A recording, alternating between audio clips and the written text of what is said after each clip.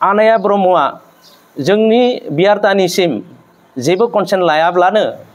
आरो खनगिरि लिरगिरि देंखोगिरि बिथांमोननिफ्राय कोनो कनसेन्ट लायाब्लानो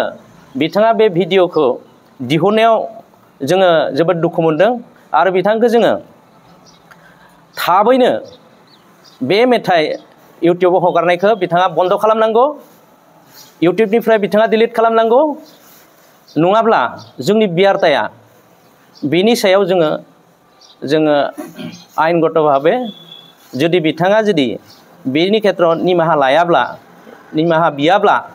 आरो बिथाङा जुदि जोंजों कनसार्न खालामाब्ला जोङो बेखौ जा जोंनि कपिराइटनि अथरिटि दङ बे हिसाबै जोङो आयेनगत भाबे जोङो मुभ खालामनाय जागोन।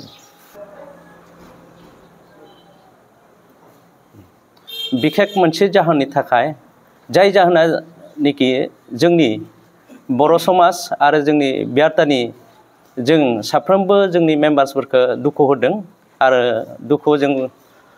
दिनै फोरमायनो गोनां जादों बाध्य जादों बेखायनो जों दिनै बे मिडियायाव ओंखारदों। जों साननैनि आगोलाव दानि बर्तमान जाय मेथाइ महरगिरि हिसाबै ओंखारफुनाय आनाया ब्रह्म बिथाङा जितु मेथाइ थाफ्लि बुना जौ लोंनाय जा मेथाइ बर' मेथाइखौ बिथाङा फिउजन खालामनानै भिडिअ गावनि मेथाइ होननानै प्रकाश खालामदों आरो बिथांनि बे दामनायखौ जों नुनो मोनदों मिडियानि गेजेरजों जों खोनादों आरो खोनासंदों जिहेतु बे मेथाइखौ जोङो जोंनि बियारतानिफ्राय थांनाय 2001 मायथाइयाव जों बेखौ गावनि अनसुंथाइ होनानै रैसुमै खबाम भलिउम 1 and 2 जोङो केसेट बानायदोंमोन बै समाव केसेटमोन डिस्क गैयामोन जों बिब्दिहाय आं बै समावहा बे जोंनि बियारता बड' रेडिअ एन्ड टेलिभिजन आर्टिस्ट एस'सिएशननि आं जेनेरेल सेक्रेटारिमोन आरो आंनि दैदेननायनि गेजेरजोंनो जों माखासे जोंनि महरगिरिनिफ्राय गोदान मेथाइ खनगिरि आरो लोगोसे फक सुबुं मेथाइ जेखौ जोङो खुगा मेथाइ होनना बुङो बे खनगिरि लोगो नांज्लायनानै जों बे रैसुमै खबाम भलिउम 1 2 बे केसेटखौ जों दिहुनदोंमोन आरो बेयावहा जों नुनो मोनदों दा बे केसेटआव थानाय जितु जों दिहुननाय नैबेमोन रैसुमै खबाम बे भलिउम 2 बे भलिउम 2 आव थानाय जितु जोंहा बे खुगा मेथाइ खनगिरिफोरनि बेयाव कालेक्शन दङमोन 8टा मेथाइ दङमोन 8 जना खनदों बेनि गेजेराव साइड बियाव थानाय 1 नाम्बाराव बिमला बर' नार्जि खननाय थाफ्लि बुना जौ लोंनाय बे मेथाइखौ बिथाङा खनदोंमोन दायो जों नुनो मोनदों बे मेथाइखौनो आनाया ब्रह्मआ फिउजन खालामनानै भिडिअ हगारदों जोंहा बेयाव जोंहा आपत्ति दङ बिथांनि सायाव जिहेतु बेखौ जोङो अलरेडि जोंनि बियारताया जाय जोंनि महरगिरिफोरा बे मेथाइफोरखौ जोङो प्रिजार्भ खालामनो थाखाय आर्काइभ खालामनो थाखाय जों बे मेथाइखौ बानिबद्ध खालामदोंमोन रेकर्डिं खालामनानै जोङो दिनैसिम केसेट महरै जों दोनदों आरो बिब्दिनो बे मेथाइया दिनैसिमबो बिथांमोननि नाजानायाव जाय खनगिरि बिथांमोना नाजानानै इउटिउबावबो हेगारदों आरो दासिम सोलिगासिनो दङ जों खननायखौ खोनागासिनो दङ आरो बिथाङा दासिम थांनानै दङ एक्टिभ दाबो मेथाइ खनगासिनो दङ बिथाङा गावनि नाजानायजोंनो बनायगासिनो दङ आरो जोंनि बर' समाजाव बिथांखौ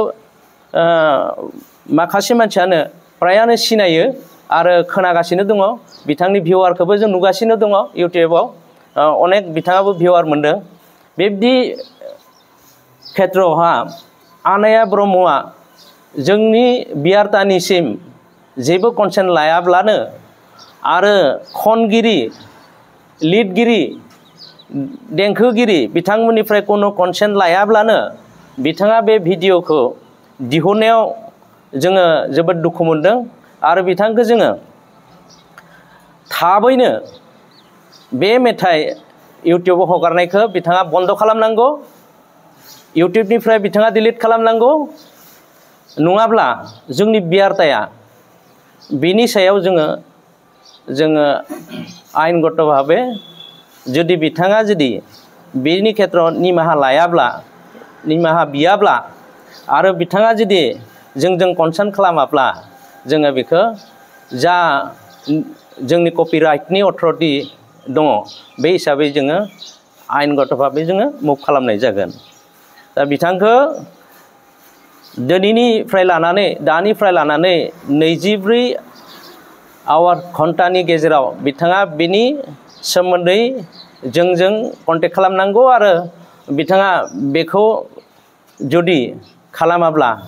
जों बिथांनि सायाव जों जा खालामनांगौ जों बियारताया आरोबाव जोंहा जि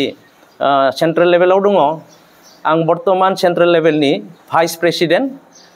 दिनै जों बे मिडियायावहा जों जिरायजों जोंनि डिस्ट्रिक्ट लेभेलनि जोंहा कमिटि दङ जोंहा डिस्ट्रिक्ट लेभेलनि प्रेसिडेन्ट रजनीकान्त बर' आरो जोंहा फक सिंगार प्रबिन बर' बिथाङा लोगोसे दङ जोङो थाबैनो बेनि सोमोन्दै जोङो सेन्ट्रेल लेभेलसिम जोङो लांगोन आरो सावरायलायदों लायगासिनो जों दङ आरो कन्टेक्ट खालामगासिनो दङ जाहाथे जोङो बे सिगाङावबो जोङो नुनो मोनदों बिथांनि जाफोर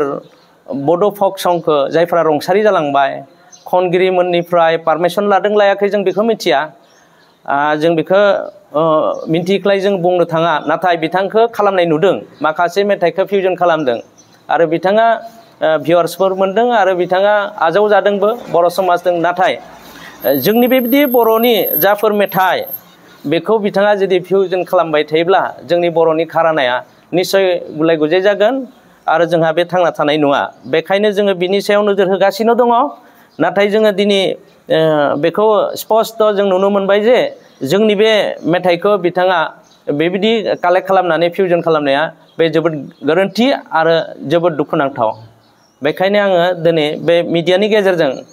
बिथांखौ गोराहैनो खावलायदों बे मेथाइखौ थाबैनो बिथाङा बे इउटुबनिफ्राय बोखारनांगौ। गोबां देंखोगिरिफ्रानो दिनैनि सानाव बियारताया बेखौ मिथिनो मोना गाहाय बियारताया मानि सायाव दिनैनि सानाव खामानि मावगासिनो दं? आच्छा मोजां सोंल' बियो जों बियारताया प्राय जोंनि मावथिफ्रानो एसे आर्थिक भाबै जोंहा एसे दुर्बल बेखायनो जों एसेबां मिडियायावहा जों फकासाव फैनो हाया आरो बिब्दिनो जोङो गावनि नाजानायजोंनो बे रैसुमै खबाम बे भलिउम 1, 2 बेखौ जों दिहुनदोंमोन 2001 मायथाइयाव आरो 2007 मायथाइयाव जोङो बैराथि अनलि फक बे बर' मेथाइखौ जों प्रिजार्भ आरो आर्काइभ खालामनो थाखाय जोङो मोननै बाव खालामदोंमोन बारलांफा आरो बैराथि जों बेखौ क'क्राझाराव बानिबद्ध खालामदोंमोन नैबे रैसुमै खबामखौ जोङो 2001 मायथाइयाव जोङो गुवाहाटीयाव खालामदोंमोन सूर्य हाजरिका कमप्लेक्स स्टुडिअ खालामदोंमोन जु र'ड गुवाहाटी दा गोदोआव जोंनि रेडिअ'हा जितु जोंहा खोब मोजां रेडिअ' जिहेतु जोंनो सार्भिस होयोमोन बेवहाय जोङो रेडिअ'हा टाइमफोर सेटिं खालामनाय आरो बेयाव जिफोर प्रग्राम खालामो बे प्रग्रामफोरखौ जोङो माबोरै सेटिं खालामनांगौ बिथांमोनजों टाइम टेबलनि खोथा आरो जोंनि बर' अनुस्थानखौ जिहेतु अनलि 30 मिनिट्सल' होयो बेनि उनाव 45 मिनिट्स जों लाना फैनायनि 1 आवार खालामनायनि जों बेबायदि बेबस्था खालामनो थाखाय जों मेम'रेन्डाम होबोदों आरो बिब्दिनो जोङो खनसे समावहा जोङो बिथांमोनजों नाजावजादों 30 मिनिटनिफ्राय जोङो 45 मिनिट्स 45 मिनिट्स जोङो सम प्रसार भारतीनि जों गुवाहाटी स्टेशनावहा जों मोननो हादोंमोन आरो बिदिनो जोंनि बे मेथाइफोरखौ पुराना जिफोर सिंगार जोंनिफ्राय आनज्रायलांबाय रुंसारि जालांबाय बिथांमोननि मेथाइफोरखौ जोङो बे रेडिअ'निफ्राय कालेक्ट खालामनानै आर्काइभ बा बिदि प्रिजार्भ खालामनायनि जों बेबस्था लाबोगासिनो दङ बे लेखायैनो जोङो बे बैराथि आरो बारलांफा बे केसेटखौ जोङो क'क्राझाराव जेब्ला बेखौ बानायदोंमोन होमब्ला जोंनो बै समनि दैदेनगिरि बर'नि जायफोर हाग्रामा महिलारि बिथांमोननि समाव थानाय समाव जोंनो आर्थिक एसे सहाय होनानै बेखौ जों बानायनाय जादोंमोन। बेनि उनाव आरो जोङो माखासे जोङो हाबाफारि खालामगासिनो दङ जोंनि जिफोर बर'नि घरानाखौ लाखिनो थाखाय आरो बर'नि बिब्दि फक बा मडार्न देंखोगिरिफ्रा माबोरै जोङो जोंनि मर्यादाखौ लाखिनानै बेखौ आगबारिलांनो हागोन, मेथाइफोरखौ लाखिलांनो हागोन, बिनि बागै जों खामानि मावगासिनो दङ। आरो दानि बर्तमाननि खुंगिरि